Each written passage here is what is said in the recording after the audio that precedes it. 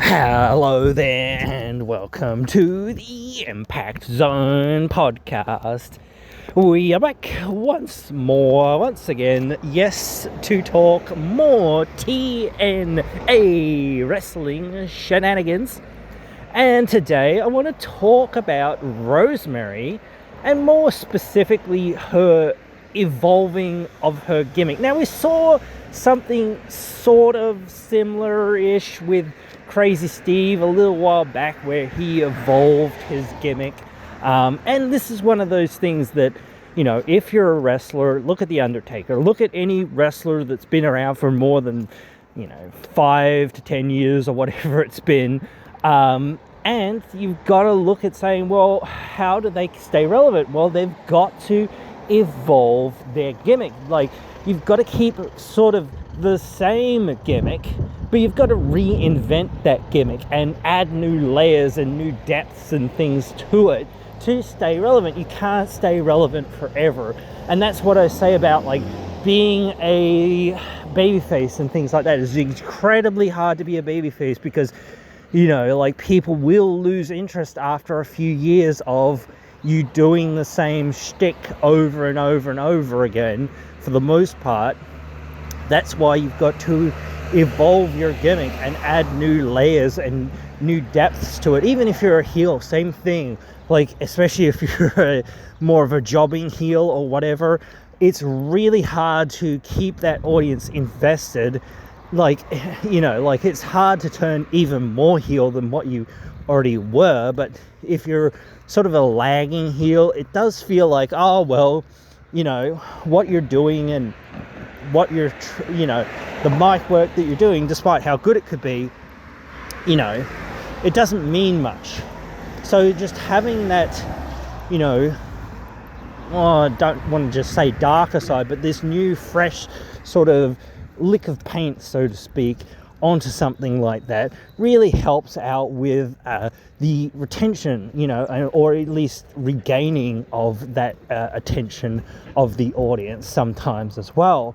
And it can really breathe new life and give you more years as an active in-ring competitor, because, like, physically, like, you could still go, but it's like, well, there might be some interest still in this character, but realistically, I need to change it up and do something different. That's what she did when she had her Courtney Rush personification there. She was doing something different.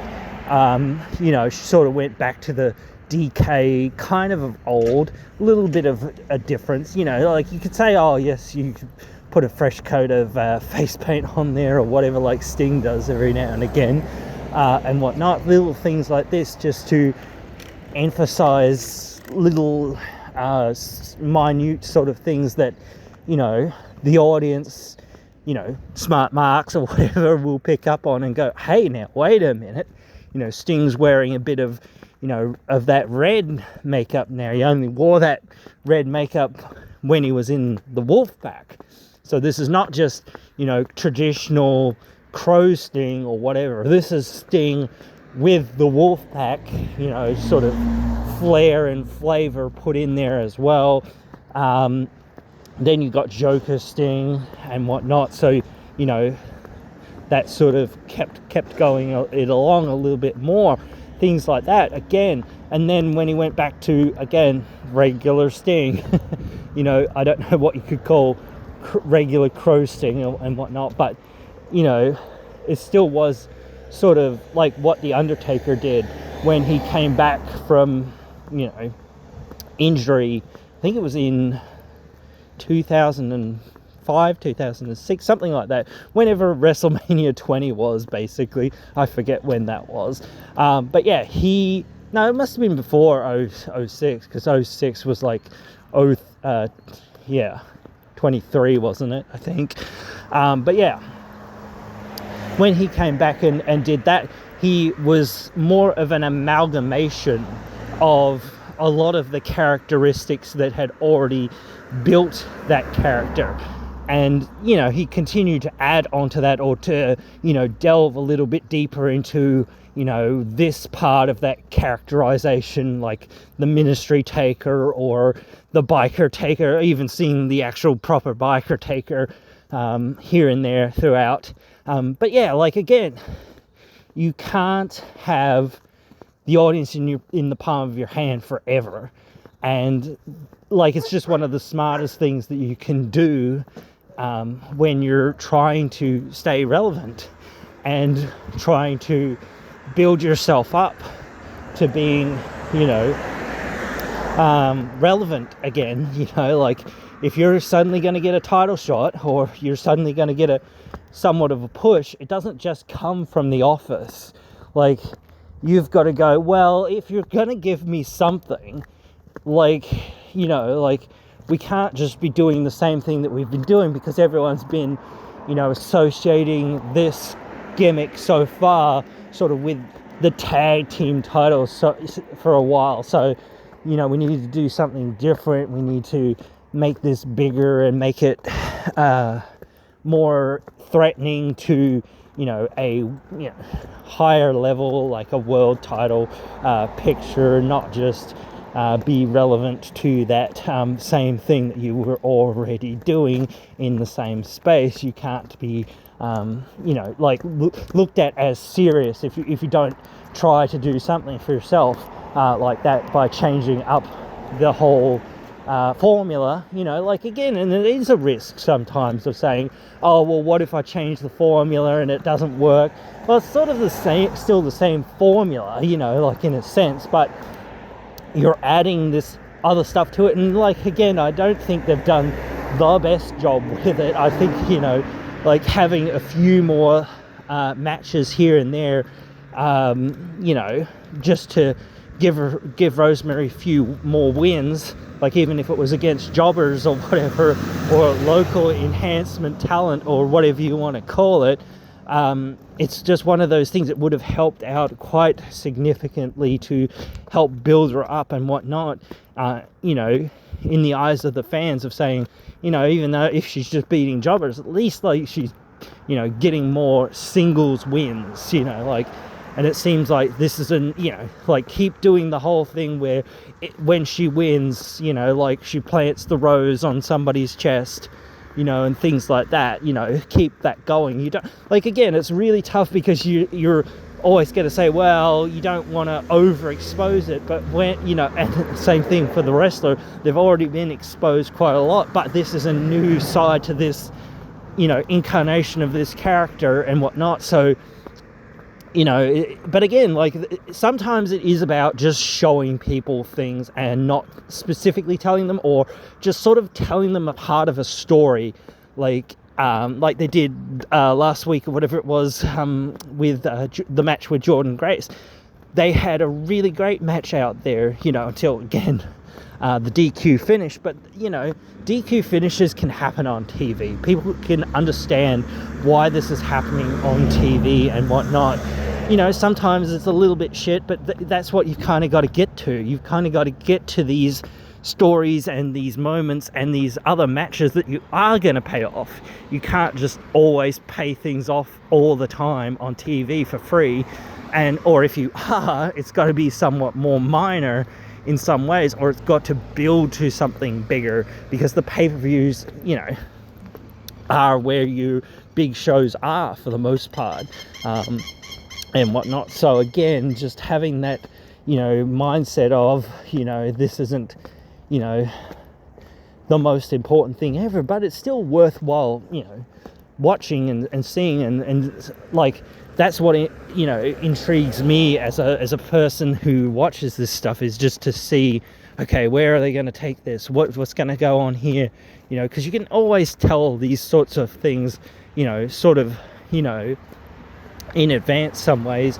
But then again, you say, oh, Rosemary's getting this and Rosemary's getting that, but Ash by Elegance went in there and she broke up that match there, and so that showcases her. It's not just to be like, oh, Shamaz or whatever, it's to keep her inserted into that title picture so that she's still relevant. She hasn't evolved her gimmick per se, that much right now. But again, she's only been there for a short period of time, so she really doesn't need to do that right now and right yet.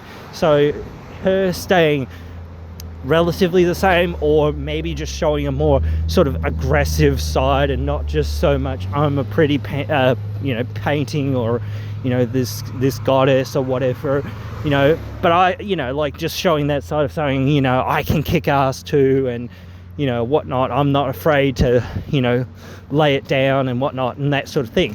And I think sometimes it does come down to having good opponents, or good having enough time and that sort of thing as well. Some people critical of that sort of stuff, and when you can't give somebody something, it's really tough to be like, well. And then again, you want to keep your heel sort of seeming like, in some ways, oh man, this person can't win except for cheating or whatever, blah blah blah, because that's the heat, And I do think the title would be better suited on a heel 9 times out of 10, but that's just me. That's the way I look at it. I think even Jordan, you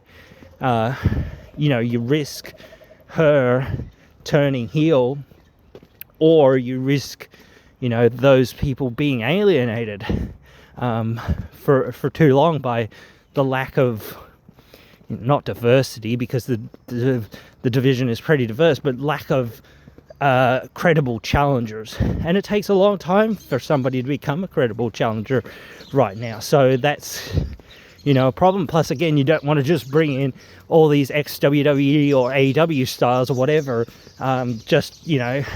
or whatnot, or NWA or whatever, again, because that's cheap, and you've really got to build your roster properly. You can't just slingshot people to the top. I mean, you can do that for a short period of time, as I sort of say, but you've really got to have everyone build up and build up and build up.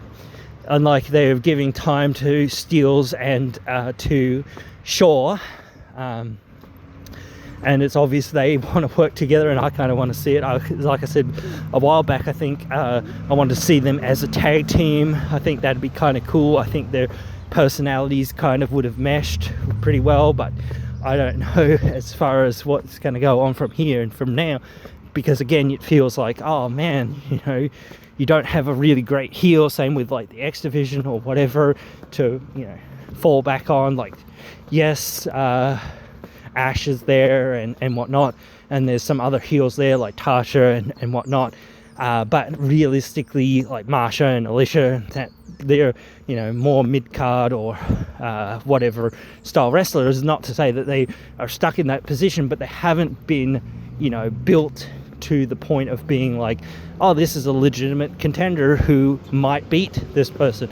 So I'm trying to figure it out. I don't know whether they're looking for a triple threat between like Ash, Rosemary and Jordan at some point. Maybe, I don't know. I kind of feel like they might be building towards a Knockouts, Ultimate X or something similar, akin to that, to kind of build up one person right now toward Bound for Glory. I feel like it's Rosemary, honestly, because why are you giving them something else? Or maybe it won't be like you could say, oh well, the last 2 people that are in this battle royal or whatever, instead of just doing the same battle royal that they usually do, yes, you're going to have a one-on-one match like they normally do, but also that match is not going to happen right here, right now, after the Rumble or whatever, but you can have them fight or whatever at the end, have Ash and Rosemary as the last 2, and then have them have a match at Victory Road. I don't know, maybe that would work out pretty well or whatever. But we've got to keep our eyes on the prize, and I think, again, you talk about that evolution of characters, you've got to keep seeing that. Like you saw that with Josh Alexander, showcasing another side to himself, and his gimmick hasn't really changed a lot, but he's now leaning into a new side of himself. So it can be very simple and quite subtle. It doesn't have to be so over the top and whatnot. to, you know, you can point at it and say, oh, well, this is different and that's different. You know, having too many props or having too many gimmicks, sort of things that you're working with effectively, sometimes are worse because you've just got too many kind of things that are kind of there. You need to focus in on one or two or a couple of those little things that really, you know, help the character or, you know, grow the story or whatever. Not just here's 50 different things. No, focus in on a couple of those things or whatever it is and go for that. What works, you know, like what does the audience go, oh, holy shit, she's got a butcher's, you know, knife or whatever, you know, okay, that's working, keep going with that, you know, like, or whatever. What's with the rose, her planting the rose on people, etc. People are interested, keep going with it. Same thing, like anyone, you know, you find things that are working and whatnot. You know, with Crazy Steve before, pulls off that mask on top of his head like he's almost being born or whatever it is, like, or he's been devoured by some animal of some sort or something. It's like, wow, that's working, because people are like, holy crap, you know, like, or whatever, you know. So yeah, just always keep the little things going that work, or that, you know, shock and awe, you know, people, because it's like, even if people have seen the butcher's knife, you know, like 20 times, 30 times, whatever it is, you know, oh shit, is she going to use it? You know, like, there's always that threat there of that. So always keeping it like, you know, what's going on here, you know, and whatnot is, you know, and that whole, like, almost mankind sort of aspect, you know, it's not so much, you know, something that, you know, is that violent in a sense, because, you know, this is something that's just, you know, the brain hasn't fully, you know, caught up to, in a sense, you know, I guess. I don't know how to sort of explain that, but I think it is interesting. But anyway, guys, I hope you have found this one interesting or enjoyable or whatever, and I hope you guys will join me again in another one.